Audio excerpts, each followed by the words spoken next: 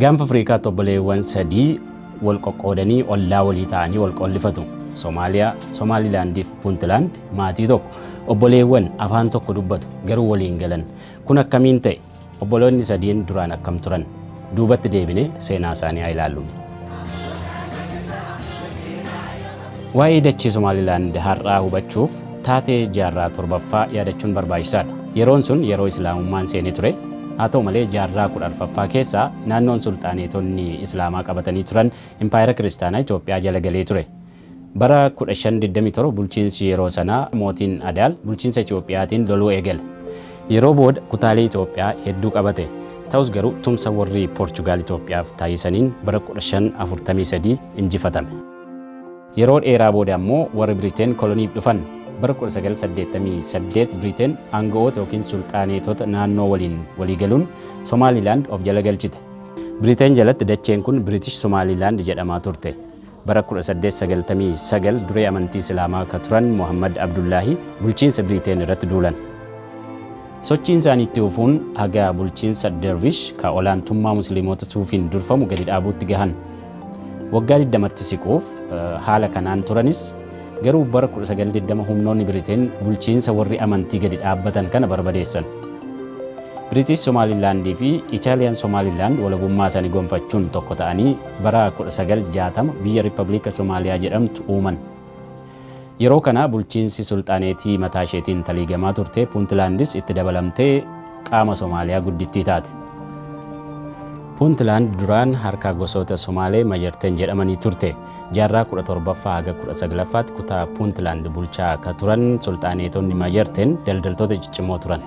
Garba Hindii fi galoo galaanaa Adan qabatanii socho'aa turanii bara 1888 fi 1889 bulchiinsi Majarteenii fi morkataan bulchiinsa kanaa ka ta'e kutaan bulchiinsaa Hobiyoo jedhaman bulchiinsa Xaaliyaanii jala turan. Bara 1920 ammoo bulchiinsonni lameenuu dachee kolonii Xaaliyaanii turte Italian Somaliland jalatti hammataman. Dacheen Somaliland erga qaama Riippaabilika Somaaliyaa taate waggaa 30 caalaa waliin hin turre. Erga bulchiinsi Ziyaad Barree aangoorraa ari'amee booda bara 1991 British Somaliland of dandeessee walabummaa ishee labsattee of bulchuu eegalte.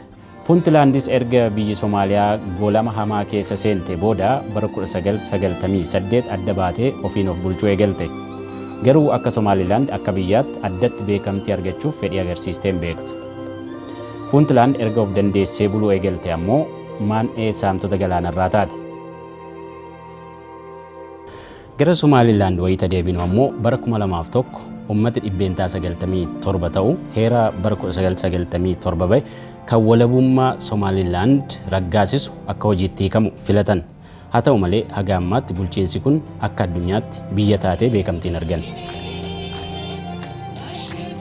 Qaamni olaanaan addunyaa UN, Ameerikaan, Gamtaan Awurooppaa, Gamtaan Afriikaa fi biyya isheen irraa adda baate Somaaliyaa dabalatee biyyi beekamtii kenneef haga yoonaan jiru. Jalqaba bara 2024 ji'a Amajjii keessa wayita Itoophiyaan waliigaltee ulaa galaanaa mallatteessuun dhagahamu waa'een beekamtii biyyummaa Somaalilaandis dhimma ijoo ta'e. Somaalilaand Itoophiyaaf ulaa galaanaa kennuun Itoophiyaan akka beekamtii kennituuf fedhii olaanaa akka qabdu ibsitee turte. Kun ammoo mootummaa Somaaliyaa fi lammiilee biyyattii biyyoota addunyaa garaagaraa irra jiran mufachiiseera. Dhimmi kun gaanfa Afriikaatti goolii cimaa erga uume waggaa tokko booda jaarsummaa Tarkiitiin haga tokko furameera. Egaan viidiyoo kanaa akka jaallattan abdanna. Erga jaallattanii immoo laayik godha. Viidiyoo taanuun Somaalilaand haga yoonaa beekamtii biyyummaa argachuuf eenyufaa gaafattee eenyufaatu kenneefi ka jedhu isin biraan geenya. Viidiyoo kana argachuuf ammoo YouTube keenya subscribe godha. Viidiyoo taanuun wal argina.